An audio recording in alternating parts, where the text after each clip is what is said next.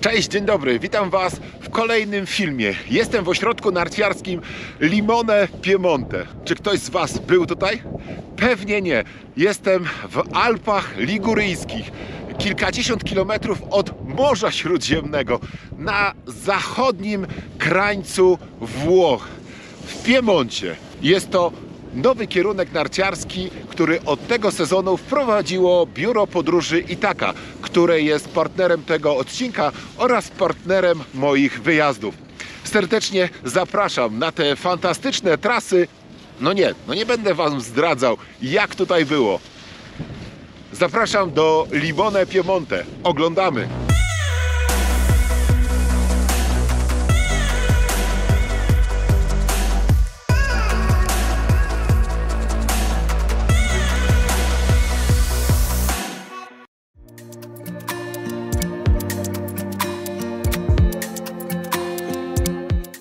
Dzień dobry z Piemontu. Jest mi miło, że mogę Cię zabrać na wycieczkę po ośrodku narciarskim, który na polskim rynku jest praktycznie nieznany. Spędziłem w Limone Piemonte kilka dni, więc nagrałem sporo materiału, a że region jest dla nas nowy, postanowiłem dość dokładnie opowiedzieć Tobie o tutejszych trasach i wyciągach narciarskich, cennikach, restauracjach, które warto odwiedzić, zaprosić Cię do hoteli czy zapoznać z ofertą wypożyczalni.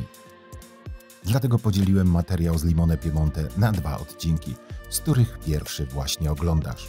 Aby ułatwić Ci oglądanie, film podzieliłem na rozdziały, więc możesz szybko wybrać części, które najbardziej Cię interesują. Miłego oglądania.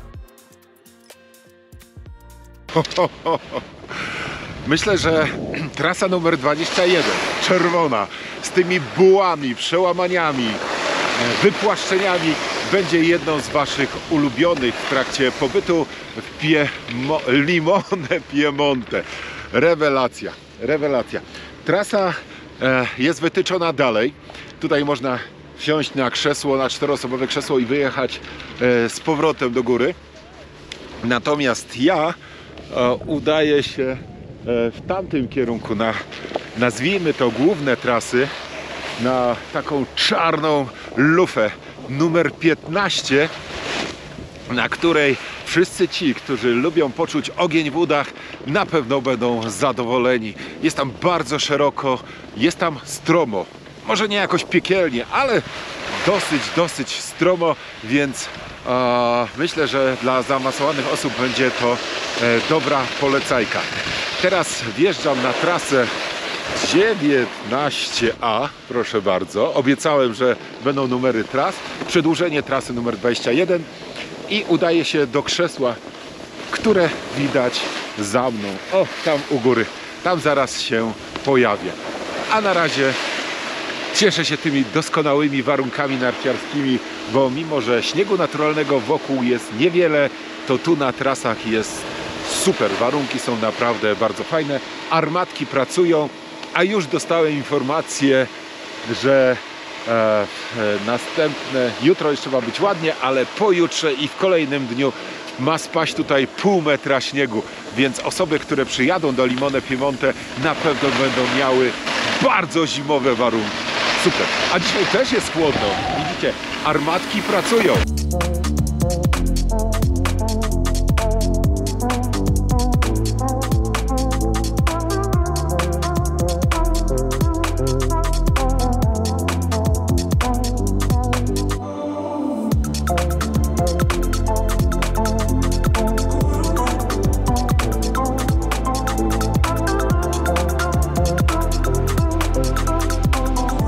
Ta niepozorna chatka po lewej stronie to miejsce, do którego Was dzisiaj zabiorę, bo jest bardzo klimatyczne, bardzo fajne miejsce, w którym restauracja, czy baita, w której możecie przysiąść sobie, odpocząć w trakcie narciarskiego dnia, tuż przy stoku. Możecie napić się wino brule, bo tak się nazywa grzaniec tutaj. Możecie też posiedzieć na słoneczku, pokorzystać z włoskich promieni słońca. A na razie udajemy się na główny teren narciarski.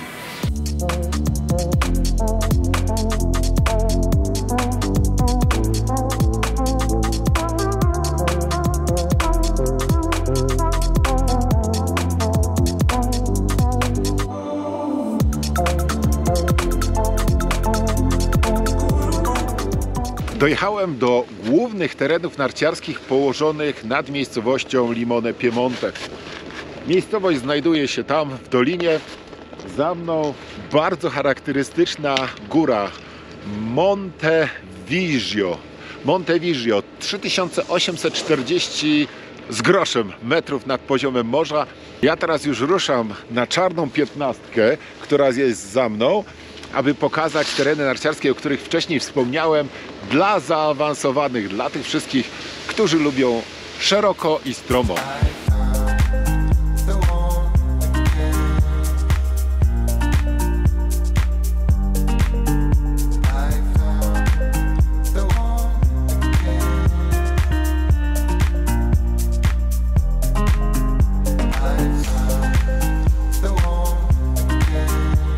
Jeszcze na chwilę się zatrzymam.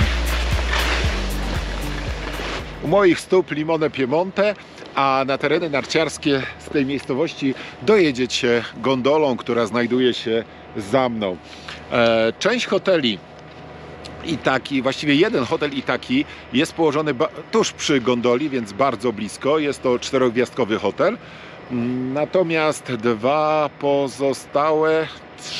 trzy pozostałe są położone w centrum, no i do przejścia jest kilkaset metrów, jeżeli ktoś by mieszkał tutaj w Limone Piemonte.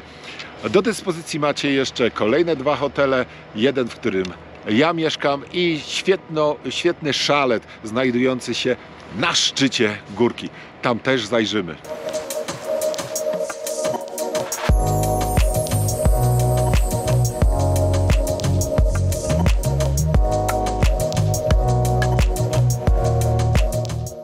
A właściwie to już Was zapraszam na krótką wizytę w tym ciekawym i wyjątkowym miejscu. Chalet Morel to urocze miejsce na spędzenie zimowego urlopu. Jak wcześniej powiedziałem, położony jest na szczycie góry na wysokości 1586 metrów nad poziomem morza, więc w zimie dojedziemy tu tylko kolejką krzesełkową, ratrakiem lub skuterem. Warto to wziąć pod uwagę, wybierając to miejsce, ponieważ po południu, kiedy trasy i wyciągi są już zamknięte, możecie się cieszyć absolutnym spokojem, pięknymi widokami, domową atmosferą i pyszną kuchnią. Wypocząć będziecie mogli w jednym z 7 komfortowych pokoi, które można ze sobą łączyć. Macie do dyspozycji też taras, przytulny pokój z kominkiem lub kameralne spa, w którym czeka na Was jacuzzi i sauny.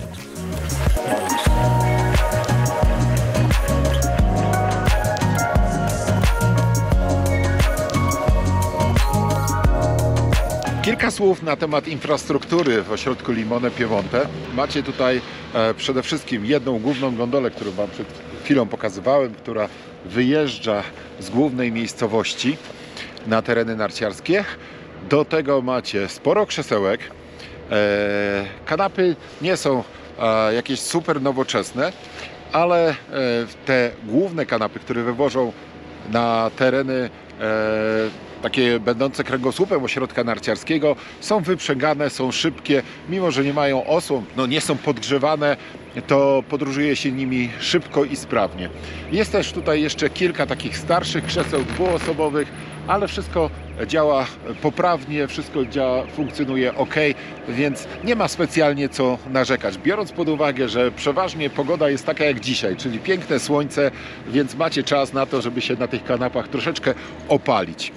Natomiast olbrzymim atutem tego regionu narciarskiego właściwie są 2 takie atuty. To jest przygotowanie stoków, bo przy tej niewielkiej ilości śniegu, jaki jest teraz dostępny, trasy są naprawdę perfekcyjnie przygotowane. Nawet gdzieś wyczytałem, że jest to jeden z ośrodków narciarskich, który utrzymuje nagrody dla ośrodka o najlepiej przygotowanych trasach we Włoszech. Więc to jest rzecz warta podkreślenia. Druga sprawa to taka, że na trasach, jak widzicie, nie ma kompletnie tłumów. Ja dzisiaj, wyjeżdżając na trasy rano, miałem stoki absolutnie dla siebie. Teraz na stokach jeździ dosłownie parę osób, z kilkoma osobami się mijacie. Czasami jakaś szkółka się wam zdarzy, no to wtedy robi się przysłowiowy tłum na sekundę. Trzeba ich po prostu wyprzedzić albo dać im pojechać. Te tereny narciarskie przypominają mi w pewien sposób Pireneje. Układ ich, to, że klimat jest tutaj taki dosyć łagodny, nie taki surowy, bo na wysokości 2000 pojawiają się jeszcze gdzieniegdzie drzewka, o tak jak na przykład tutaj, sprawia, że czujecie się tak jak prawie w Pirenejach. I tak bym porównał te tereny narciarskie i to, co tutaj dookoła nas otacza, że gdybym zabrał was w Pireneje, na przykład do Andory, gdzie też i taka lata, i tutaj, to byście powiedzieli, gdyby tylko dać wam fragment do obejrzenia, postawić was gdzieś na stoku, to byście powiedzieli, że jesteście w tym samym miejscu. Bo tereny są bardzo, bardzo zbliżone i klimat też jest bardzo zbliżony. Zresztą zawsze to powtarzałem, będąc w Andorze, że czuję się podobnie, jakbym był w terenach narciarskich we Włoszech. Więc tu mamy tego przykład. Proszę bardzo, czarna 15. Ho, ho, ho. Jest co jeździć. To co, przejedziemy się czarną 15? Zapraszam.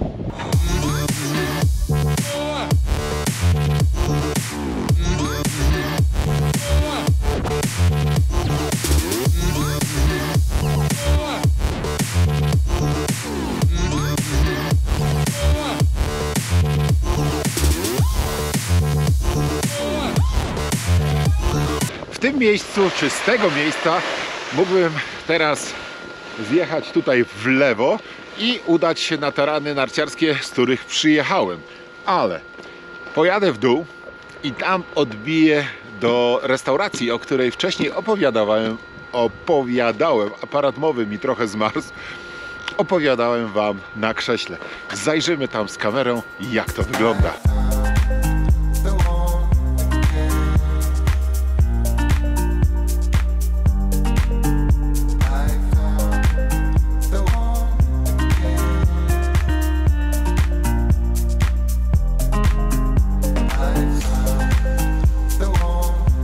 Jestem na czerwonej 18.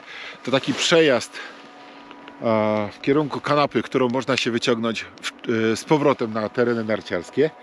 Tu dalej nigdzie się nie uda dojechać, ale przy tej czerwonej trasie po prawej stronie za chwilę się znajduje miejsce docelowe, do którego teraz razem zmierzamy. Jeszcze raz podkreślę to, co się dzieje za mną, dookoła mnie. Trasy można powiedzieć, że mamy dzisiaj na wyłączność. Zapraszam.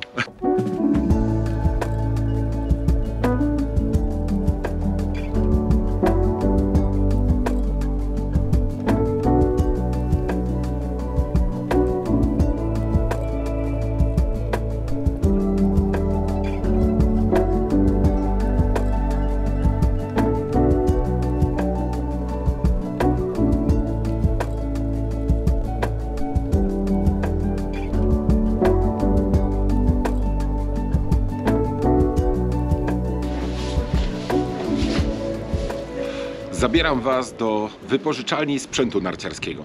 Zobaczmy, jaki sprzęt jest do dyspozycji, jak daleko z hotelu jest do wypożyczalni. No i oczywiście bardzo ważna rzecz, jak nie najważniejsza, chociaż nie, myślę, że najważniejsza to jest, jaki jest sprzęt. Druga właśnie będzie, jaka jest cena tego sprzętu. No i trzecia rzecz to, jak daleko jest do wypożyczalni. Sprawdźmy. Jakbyście chcieli jeszcze, tak przypomnę, jak daleko jest do stoku, to stok jest tu. Tu hotel, tam narciarnia, tutaj stok. Gdyby był śnieg, to można zjechać na nartach. Ale jakby ktoś powiedział, a mało śniegu i tak dalej, Jacek, no co ty za region polecasz, jak mało śniegu? Poczekajcie, poczekajcie. Jutro, pojutrze pół metra. Pół metra śniegu ma spaść. Więc ekipa, która przyjechała, bo dzisiaj przyjechała pierwsza grupa z Polski, już jest w hotelu. W tym hotelu jest gdzieś koło 40 osób z Polski. Do pozostałych pojechała reszta, czyli gdzieś jeszcze, nie wiem, koło 100. Także Polaków będzie tutaj najwięcej w całym regionie. Dzisiaj jest weekend, jutro jeszcze niedziela, znaczy dzisiaj sobota, weekend, jutro jeszcze niedziela, więc w poniedziałek tu będą mieli stoki na wyłączność, to im gwarantuję. Ok, to kilka słów na temat tego, jak wygląda sprzęt, jaki sprzęt jest dostępny dla nas, jakiej klasy, ile to kosztuje i w ogóle jak to jest zorganizowane. Więc tak, może zacznijmy przy wejściu. Jest system do rejestracji. Tutaj no, jest akurat tak zrobiony, że są tylko 3 języki, więc język angielski pewnie będzie dla nas najlepszy. Rejestrujemy się, wpisujemy swoje dane, nawet zrobimy zdjęcie swojego dokumentu, bo takowe jest tutaj potrzebne. Jak to wygląda, jak to przebiega, to teraz właśnie oglądacie. Podajemy dane dotyczące naszej wagi, naszych umiejętności, rozmiaru buta, też klasy sprzętu, jaki chcemy wypożyczyć. Dla przykładu został wypożyczony sprzęt średniej klasy, nie ten absolutnie topowy, bo takowy też jest, ale powiedzmy średniej klasy. I wychodzi to mniej więcej 170 euro za 6 dni, właściwie za 7 dni tu jest wpisane, bo ja mam tutaj kwitek i jest tu od 18 do 24. Teraz ważna informacja dla klientów i takich, którzy przyjadą i powiedzą, że są z biura i taka, klienci otrzymują dodatkową 10% zniżki, czyli na przykład od 170 17 euro, no to macie na ile? Na 4 grzane wina w schronisku. Jeżeli chodzi o buty, to są tutaj buty dla osób początkujących, średnio zaawansowanych i zaawansowanych. Są tutaj buty rejsowe, Langa na przykład 130. Jest też kilka modeli butów, na przykład Nordiki, dla tych wszystkich, którzy cenią sobie komfort, buty takie, które wsuwa się od tyłu. Przejdźmy dalej, jeżeli już macie te buty poprzymierzane wszystko z kwitkiem, który macie w ręce, przechodzimy w miejsce, gdzie są narty. Tutaj są odpowiednie stanowiska, na których szczytywane są kody z tego kwitka, bo wszystko jest okodowane. I obsługa szczytuje te kody, wpadają wasze dane i już wie, jakie narty dla was wybrać. I jest tak, kolor niebieski, o tutaj będzie widać kolor niebieski, to są te narty dla początkujących. Następnie mamy kolor, może tutaj, kolor czerwony, to te średnie zaawansowane, takie dla przykładu żeśmy wybrali. I kolor czarny, narty dla zaawansowanych. Mamy tutaj już narty z wyższej półki. Jak te narty są już wybrane przez was, tu na stanowisku wszystko jest dopasowywane, przymierzane i płacicie i dostajecie narty do wypożyczenia. Teraz ważna rzecz, narty możecie wymienić w trakcie okresu wypożyczenia, czyli na przykład dzisiaj jakbyście poszli na stok, śnieg jest twardy, zbity i zmrożony, więc dobre narty to narty dosyć sztywne, narty na przykład slalomowe, gigantowe. Ale od jutra zacznie padać śnieg i przez następne 2 dni może spaść nawet pół metra śniegu. I wtedy w trakcie tych opadów lub po opadach lepsze będą narty szerokie lub narty freeride'owe dla osób, które coś na ten temat wiedzą. Więc bez problemu możecie tutaj przyjść, zostawić waszą na przykład slalomkę lub gigantkę, mówiąc tak wprost, i wymienić sobie narty na jakieś szersze, na narty, które mają tutaj pokazywane mi były narty, które mają na przykład 88 pod butem, ale też w wypożyczalni są narty do jazdy poza trasami, które są już bardzo szerokie dla osób, które coś na ten temat wiedzą.